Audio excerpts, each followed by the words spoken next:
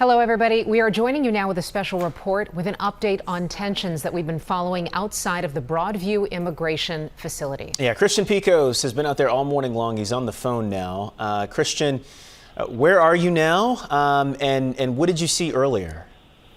Yeah, Trill and Tanya, I'm sorry. We've been out here since about 5 o'clock this morning when a lot of the demonstrators first got here. Since 5 o'clock, the demonstration has grown, I would say, substantially. It probably started out with maybe, 15, 20 people, maybe 2 dozen, but it's now grown to at least 100, maybe 150 to 200 at this point. So this morning, if you were watching, we were literally right across the street from the Broadview ICE processing facility that has been a very contentious place for the past month as Operation Midway Blitz, as it's been called, has been taking place. Demonstrations happening here weekly with folks coming out expressing their frustration and anger with a lot of these arrests that have been happening across the Chicagoland area. But perhaps this morning was, I would certainly say, the most contentious.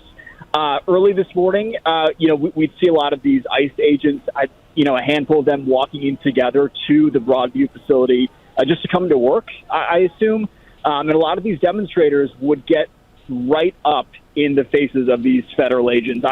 I'm serious when I say they're probably within like 1 to 2 inches away from these agents, yelling some pretty really just very intense, hot, heated statements. Just given the political climate of this story and of this issue, these federal agents wouldn't say anything, and if they did, it was "Don't touch me," and they would walk right into the federal facility. But as the morning progressed, as more and more people came here, we started seeing it get a little bit more confrontational, I would say, when federal vehicles had to either leave the parking lot here at the Broadview facility or enter the parking lot. That's when we would see protesters actively blocking a lot of these vehicles, getting in the way, hitting these vans and SUVs that are trying to leave. At the same time this is happening, the federal building is also playing this generic recorded message telling the protesters, the demonstrators, to leave, that they are violating this federal process and that they're in the way and they're obstructing what's going on right now. So there were messages sent to these demonstrators to move, to disperse, and some of them did, some of them did not, and that's when we saw pepper balls first used this morning to disperse some of the crowds. And then I'd say at a probably 8:40-ish or so, we saw tear gas, or what we think is tear gas, thrown by the federal agents to really clear the crowds so these vehicles could either enter the parking lot or leave. We didn't see any sort of physical touch happening at that point. They just resorted straight to this chemical agent to get people to move. At the time, I was in our news vehicle, hammering out my script, my story for 11 o'clock, but I heard the commotion outside, looked out the front window and saw the tear gas right in front of our truck. 2 of our photographers were also affected. They are doing okay as well. But we saw a lot of the demonstrators, other news media, who were having these just horrible coughing fits, gagging. Obviously their eyes were watered up given what was thrown or what we believe was thrown. So just a very intense situation. Right now, what I'm looking at, again, we're about a half a block away from where this is all happening.